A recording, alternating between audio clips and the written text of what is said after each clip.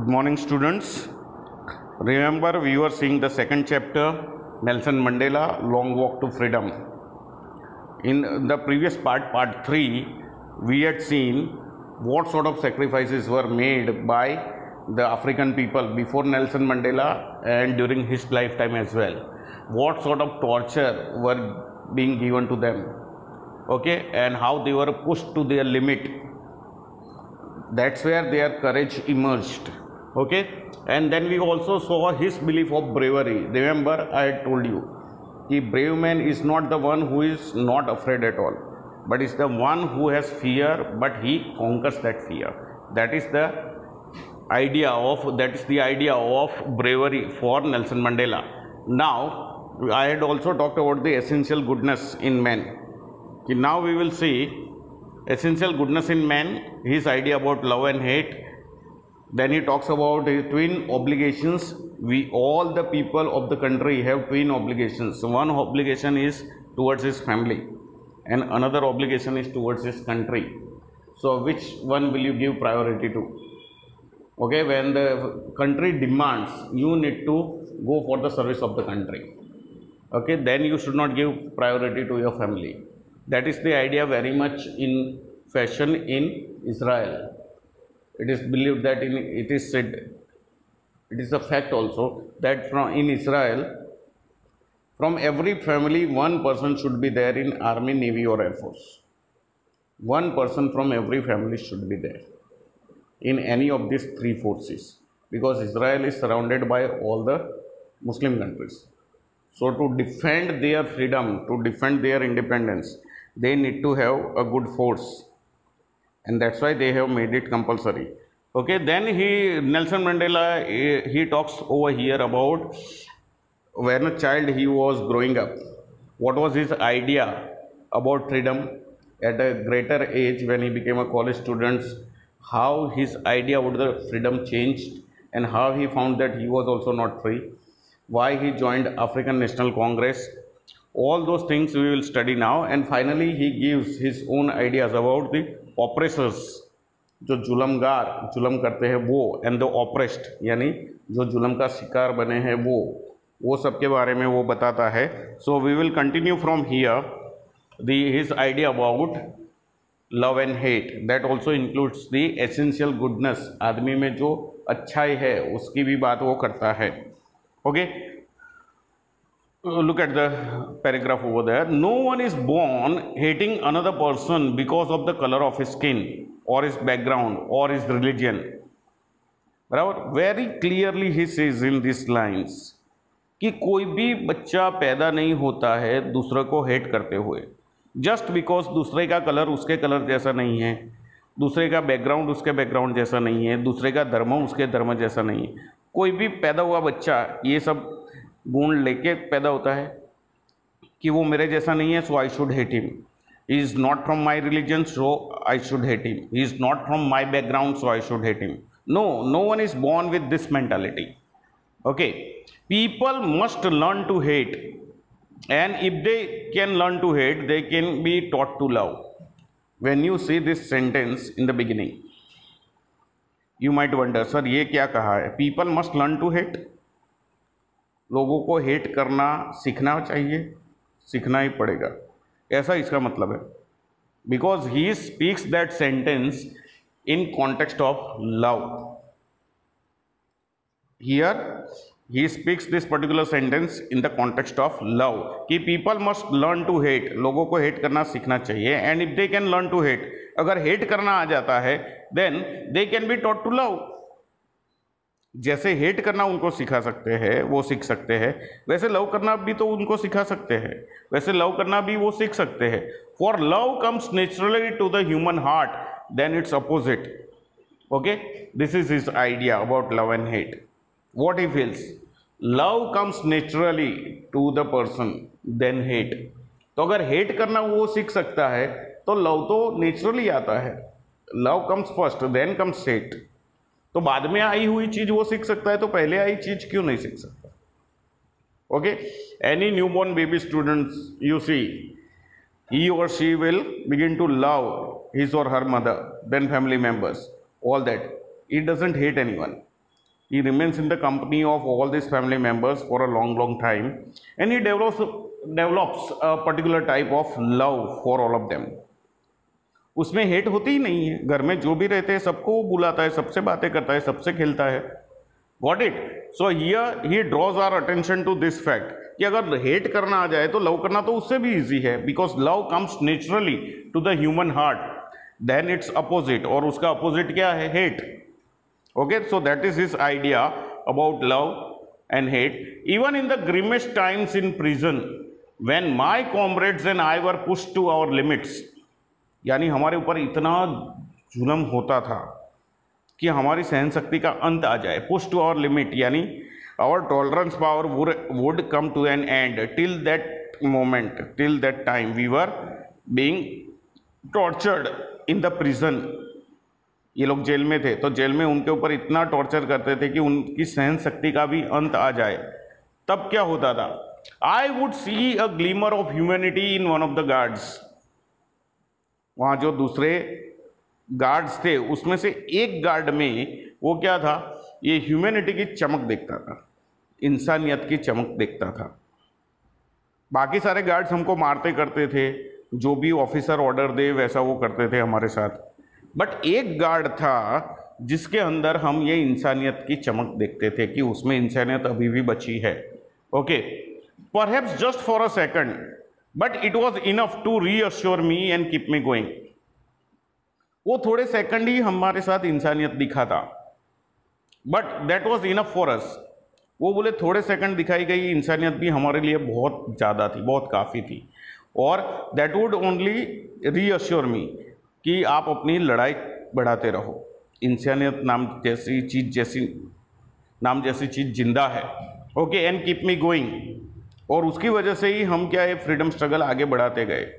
तो अच्छाई, essential goodness is there in every person. Here he brings out this issue through the example of the one of the guards who had the glimmer of this humanity.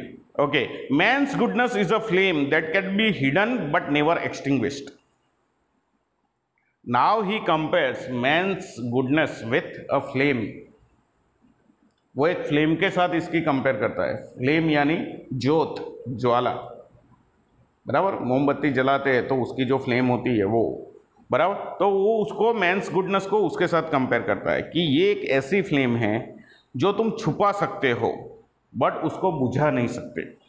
ये अच्छाई कोई भी आदमी में होती है, थोड़े टाइम वो उसको छुपा सकता है, वो जानवर जैसा बन सकता है, but any time that essential goodness जो उसमें थोड़ी भी अच्छाई है वो कभी भी बाहर आएगी, वो कंप्लीटली ख़त्म हो जाएगी, ऐसा नहीं है students. Okay, you must have seen this in many of the movies where hero was diverted to something else. Okay, for example, take the movie Gadar of Sunny Deol. Initially it was shown that he also joined the group of the people who were killing the Muslim guys, and then that heroine came into his contact and he diverted. He changed, totally changed, because that essential goodness was there in him. Okay, now we move on to the next paragraph. In life every man has twin obligations. Now he talks about the another point, that is our कर्ज. twin obligations, हमारे दो कर्ज होते हैं. कोई भी पैदा हुआ आदमी, बच्चा, उसके दो कर्ज ऑटोमेटिकली जन्म से उसके साथ हो जाते हैं. कौन से कर्ज है वो? ओके, obligations means debts, कर्ज. obligation to his family, to his parents, to his wife and children. ये फैमिली में ये सब लोग आ गए, इसलिए I have written only family and country. And country also has some other elements in that. तो एक ऑब्लिगेशन बोले उसकी फैमिली के प्रति है. फैमिली में कौन आया? उसके पेरेंट्स आए, उसके भाई बहन आए, उसके बच्चे आए, उसकी वाइफ आई, उनके प्रति उनका कर्ज है, बराबर. जवाबदारी है, रिस्पॉन्सिबिलिटी है जो उसको बजानी है. And second is towards, and he has an obligation to his people, his community and his country. तो कंट्री में तीनों लोग आ गए, उसकी कम्युनिटी भी आ गई, उसके लोग भी आ गए, उसका पूरा देश आ गया. Okay, in a civil and human society each man is able to fulfil those obligations according to his own inclinations and abilities. Okay अगर सिविल सोसाइटी होगी, ह्यूमन सोसाइटी होगी, यानी सुसंस्कृत सोसाइटी होगी, तो उसमें हर कोई व्यक्ति अपने दोनों कर्ज चुका सकेगा, अपनी फर्ज निभा सकेगा। कैसे? वो अपने फीलिंग से या तो अपनी एबिलिटी से। But in a country like South Africa it was almost impossible for a man of my birth and colour to fulfil both of those obligations. कोई स्वतंत्र देश है, उसमें तो वो बंदा कभी भी अपने फैमिली के प्रति जो कर्ज है, जो जवाबदारी है, वो निभा सकता है। अपने देश के प्रति जो कर्ज है, जो जवाबदारी है, वो निभा सकता है। पर यहाँ क्या बोलता है? It was impossible for a man of my birth and colour. कहाँ पे? In a country like South Africa, जो कि दूसरे लोगों की गुलाम है। तो ये लोग भी गुलाम हैं। ऐसे गुलाम लोगों को अपना कर्ज और जवाबदारी फैमिली के प्रति या देश के प्रति निभाना कितना मुश्किल है। Almost it is impossible. बराबर। In South Africa, a man of color who attempted to live as a human being was punished and isolated. क्योंकि वहाँ वाइट लोग ऐसा करते थे। अगर कोई अ मैन ऑफ कलर यानी ब्लैक आदमी कोई ट्राई करे ह्यूमन बीइंग जैसा जीने की, मानव जैसा जीने की ट्राई करे, तो उसको वो लोग क्या करते थे? White people, they were punishing him and they were isolating him. उसको अकेला कर देते, फैमिली से दूर कर देते, आइसोलेट कर देते, या तो उसको सजा देते, पनिश करते। बराबर। In South Africa man who tried to fulfil his duty to his people was inevitably ripped from his family. देखो ये क्लियरली कहा गया है। कोई बंदा हमारे देश में, जब वो गुलाम थे तब की बात है, कोई बंदा हमारे देश में अगर अपने फैमिली के प्रति अपनी ड्यूटी बजाने की कोशिश करे तो उसको इनएविटेबली यानी अनअवॉइडेबली उसको क्या है? फैमिली से दूर किया जाता था। Ripped off from his family and his home and was forced to leave a life apart. उसकी फैमिली से, उसके घर से उसको अलग कर देते थे और उसको अलग कोई निर्जन जगह पे ले जाते थे जहाँ उसको अपनी लाइफ बितानी है। A twilight existence of secrecy and rebellion. बोले यहाँ तुझे जितनी बगावत करनी है कर। रेबेलियन यानी बगावत, सीक्रेसी उसकी लाइफ ऑफ सीक्रेट हो गई। वो क्या करता है? कोई किसी को पता नहीं चलेगा। I did not in the beginning choose to place my people above my family. Now Nelson Mandela ने खुद ने किसको ज़्यादा प्राधान्य दिया? Whom did he give the most priority to? Initially, शुरुआत में जब वो छोटे थे तब। यहाँ बोला ना फैमिली के प्रति ऑब्लिगेशन है, कंट्री के प्रति ऑब्लिगेशन है। तो वो बोलते हैं कि शुरुआत में मैंने I did not in the beginning choose to place my people above my family. मैंने अपनी फैमिली को ज़्यादा प्राधान्य दिया, मेरे लोगों को नहीं जो गुलाम थे। But in attempting to serve my people I found that I was prevented from fulfilling my obligation as a son, a brother, a father and a husband.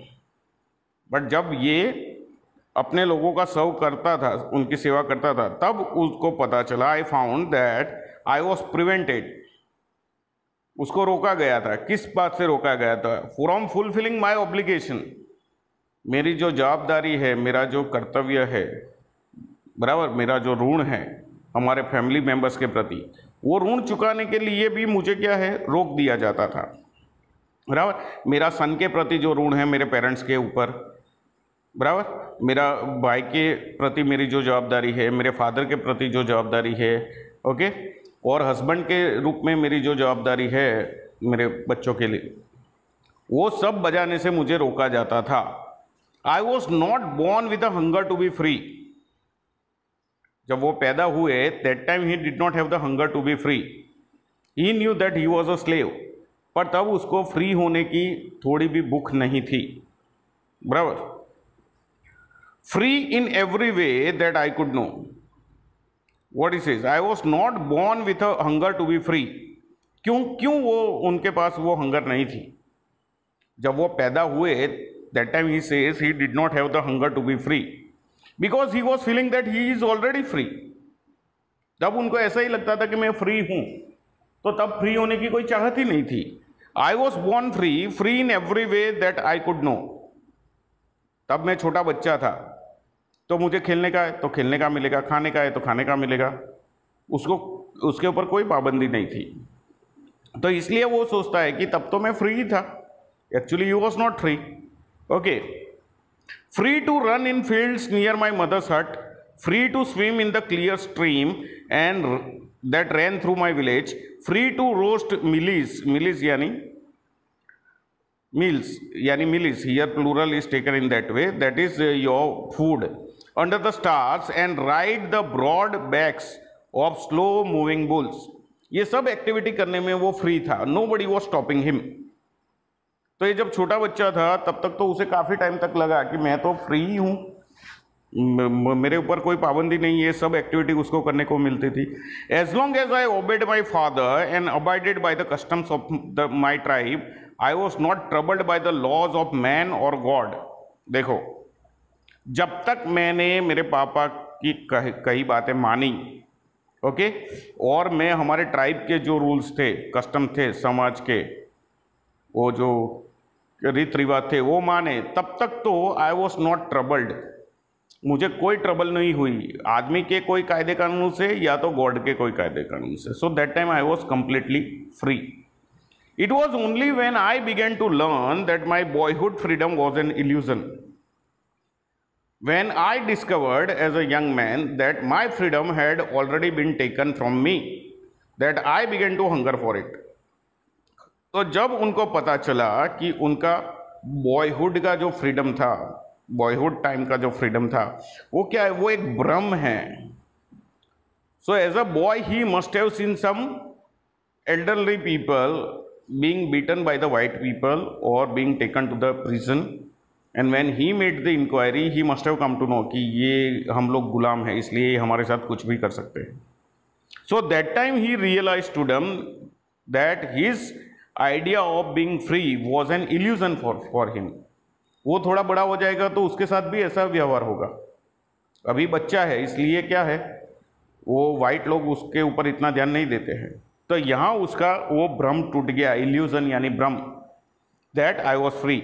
When I discovered as a young man that my freedom had already been taken from me, जब वो young man बना तब उसको पता चला कि मेरा तो स्वतंत्र है ही नहीं, मेरी स्वतंत्रता है ही नहीं। Okay, that I began to hunger for it, and at this moment he now began to hunger for his own freedom। Okay, as a student I wanted freedom only for myself, the transitory freedoms of being able to stay out at night, read what I pleased and go where I chose। ये उसको freedom की भूख यहाँ से शुरू हुई, पर वो भूख थी कैसी थी, ट्रांजिटरी, ट्रांजिटरी यानी टेम्पररी, टेम्पररी भूख थी, क्योंकि वो अभी क्या है, यंग मैन है, कॉलेज का लड़का, तो उसको क्या है कि बाहर घूमना है, उसको जो भी चाहे अच्छा लगे वो पढ़ना है, जहाँ भी चाहे वहाँ जाना है। ये सब चीज़ें नहीं हुई तब उसको ये सब चीज़ों के लिए फ्रीडम की भूख लगी, बराबर। Later as a young man in Johannesburg I yearned for the basic and honourable freedoms of achieving my potential. फिर वो बड़ा हुआ, उसको पता है उसके अंदर कितनी पोटेंशियल है, कितनी हिडन स्ट्रेंथ है। अब ये हिडन स्ट्रेंथ से उसको कुछ पाना है जिंदगी में, उसको कुछ बनना है। He wants to become a lawyer, he wants to become an engineer. तो ये उसकी अंदर की पोटेंशियल है, उसके जरिए वो बन सकता है। तो यहाँ उसको जोहानिसबर्ग में he is yearning for freedom became more clear. Okay, basic and honourable, ये क्या है, उसको ऑनरेबल लाइफ जीनी है। ऑनरेबल लाइफ कब जी सकता है, जब वो लाइफ में कुछ बन सकता है, लॉयर बने, जज बने, इंजीनियर बने, डॉक्टर बने, तो वो कुछ ऑनरेबल लाइफ जी सकता है, सम्मान की जिंदगी। Okay, of earning my keep, okay, of marrying and having a family, ये सब बातों की फ्रीडम उसको चाहिए। The freedom not to be obstructed in a lawful life, ये ऐसा फ्रीडम है जो कोई भी कायदा किए तरीके से उसको बाधित नहीं कर सकते। So these are what we can say the basic freedoms. Here in our Indian constitution also the first right is what, right to freedom, right to equality, all are equal, all are free। We in India are free to move in any part of India, we can settle down in any part of India, we can go for the job in any part of India, now we can have our family in any part of India। All these things were forbidden for Nelson Mandela and his people at that time. तो ये सब बातों की उसको अभी freedom चाहिए। He realise that those all those things. Okay, now he wanted such a freedom which can not be obstructed by the laws of the white people. White लोगों के रूल्स इसको ऑब्स्ट्रक्ट नहीं करे। नहीं तुम शादी नहीं कर सकते, नहीं तुम यहाँ अपनी अर्निंग नहीं कर सकते, ये सब कायदे नहीं आने चाहिए, वाइट लोगों के कायदे। तो यहाँ उसको फ्रीडम की और भी ज़्यादा झंखना हुई। ओके।